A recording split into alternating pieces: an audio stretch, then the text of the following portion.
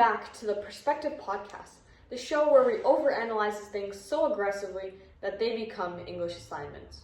I'm your host, Riva Guilherme, and today's question, can stories actually change society? Because if they can't, I have some serious concerns about why we all just read 300 pages of straight emotional damage.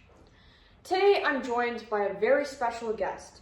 Not a celebrity, not a politician, not even Catherine Boo herself. Please welcome Johnny, an extremely educated book critic. His qualifications are through the roof. Thank you. It's my pleasure to be here. For legal reasons, I should clarify this podcast will have spoilers from the book Behind the Beautiful Forevers by Catherine Boo. Today we'll discuss why Catherine Boo chose storytelling instead of statistics, how Boo actually recorded life inside Anawati. We're going to discuss whether stories create social change and whether storytelling itself has any problems. Alright, let's begin. First question, why should anyone trust this book? You're literally asking people to believe detailed conversations from a slum in Mumbai. How did Catherine Boo even create this? Boo spent around 3 years inside Anawati. She conducted extensive interview, recorded conversations, checked documents, and repeatedly returned to the community to verify information. Personally, that's why I'm such a big fan of her work and why she won the National Book Award for Nonfiction. She achieved what all journalists aim for, which is to report unbiasedly. Wow, that honestly sounds exhausting. I could only imagine. Journalism is a tedious process and I'm just a lowly writer. Just kidding. But actually going out there and finding evidence is the first step in a long process of writing and reporting. It's for stories to write about and inspiration for stories to put in books and so on and so forth are found. The style she used is called narrative journalism. Instead of quickly collecting information and just leaving, she immersed herself long enough to understand the lives, relationships, power struggles, and daily survival of the people of Anawati. Wow, that probably explains why the book is so cinematic.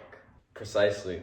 Readers constantly forget that this is a nonfiction because Boo isn't simply presenting whichever facts there are. She's building the scenes, which is incredible to help people really understand and feel the impact of these stories. So basically what you're trying to tell me is that normal journalism says poverty exists, but narrative journalism says sit down and get ready to understand what poverty feels like. Essentially, yeah. And that's important because honestly, statistics alone often fail. You can hear millions live in poverty. We know that already. But hearing Abdul explain why he sorts garbage for survival creates something way different. Yeah, when you read a story that actually becomes emotionally investing, which is, how humans connect. We never were built to know millions of people. We can't comprehend that amount of suffering, and to feel the impact of one helps us realize that there are many other of those ones out there, and we can better grasp the concept. Oh, 100%. But right now, let's talk about Abdul. Because honestly, I was angry about how it all turned out. Which proves my point. How does that prove your point? Because if I told you a teenager was falsely accused, you wouldn't think much of it. True, I'd just be like, oh, okay, that happened. Enough. But because you know Abdul's life, his struggles, and you feel like you know him, the injustice becomes and feels personal. That's really disturbing, to be honest. Because objectively, we know that millions suffer. We know this. Yet, we react so much stronger to the story of that one individual, the story of Abdul. Psychology calls this the identifiable victim effect. Humans connect more strongly to individual stories rather than large statistics, and we must utilize that. Okay, difficult question. Did this book actually change anything? Depends on what you mean by change. Did Anawati suddenly become perfect? No. Did poverty disappear? Of course not, no. Did everyone live happily ever after? Definitely not. So then, what exactly did this narrative accomplish? Visibility and acknowledgement. The story of the people of Anawati have been put into the light. Which, honestly, when you think about it, sounds pretty small. It isn't though. People cannot discuss problems that they've never seen or heard about. I mean, look at us now. We wouldn't be having this discussion if Catherine Brew didn't put in all the work to create this novel. Yeah, out of the millions of books out there, the fact that we just read this and it completely changed our perspectives on such a big issue of poverty in India. But what you're saying here is that narrative creates the conditions for change, but it doesn't necessarily create the change itself.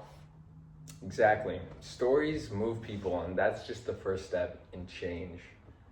Okay, I guess now we're back to the depressing reality that just because people hear about these sickening issues, they need to take the first actions, the first steps to change. But honestly, that's fine because the fact that we have awareness about this now is what, like you said, the first step.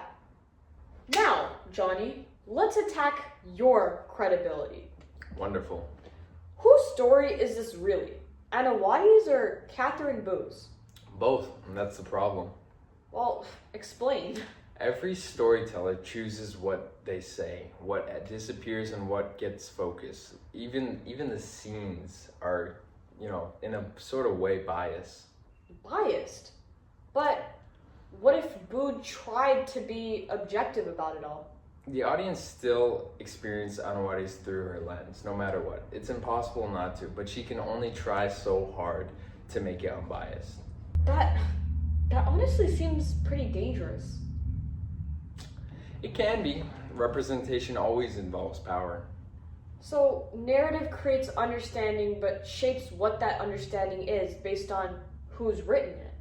Is that what you're trying to say? Exactly. Which means readers should always be asking themselves, who is telling the story, why, what might be missing, and is this bias? Wow, we're really attacking this whole book now, aren't we? In fact, we're going to be attacking all of literature. Critical thinking is free, and unfortunately, people don't utilize that enough sometimes. Boo is analyzing the culture from her perspective, and it's very much possible that it's much different from the Anawadians. That's so true. But let's just take it back to how this still matters today. I mean, students are learning about Anawadi even though it's happened so long ago. We do know that there's slums all around, but to really focus on this specific issue of poverty and follow it so closely, in fact, follow all about narrative, why does this matter today? Well, because poverty always leads to painful experiences. Not just for those who are impoverished, but for everyone. The repercussions are widespread. We all live on the same planet. Anybody can become poor. And if we let others suffer, one day we might be met with the same fate. But that's just one of the many reasons why this is important. Whether you believe in Christianity, Islam, Hinduism, or Buddhism, the fact still remains that people are being stepped on each other due to greed in our society. Not just in Anawadi too, but in other places in the world. So if you don't believe in that greed is a problem in our society, then I think you should just go outside, find some sources, and try to change my mind, because I doubt you can. Wow, that is one strong opinion you hold. Narrative can really change the average person's perspective. You would clearly agree on that. And especially on these specific issues. It honestly makes it a point to raise awareness about things like this. These books raise awareness. That's what I'm looking for. Yeah. To put it simply, narrative is storytelling, and it's a powerful tool. When it's used properly, it can create great change, but in the wrong hands, it can be very, very bad. Create things like propaganda and whatnot. Narrative really is a tool. It is a very powerful one. We learned why Catherine Boo chose storytelling instead of statistics. We explored how it's changed, and we examined the dangers of representation. And most importantly, we learned that stories can make invisible people visible. Now, I have a final question for you. Can these stories change society? Maybe, not alone, but society rarely changes without them. Deep. That was a great analysis. But we're going to have to end it off here. Johnny, thank you so much for showing up today. It means a lot. We learned so much about narrative structures, poverty and Anawati, all of that. Of course, thank you for having me. No problem at all. And for all of you, this has been the Perspective Podcast. See you next time.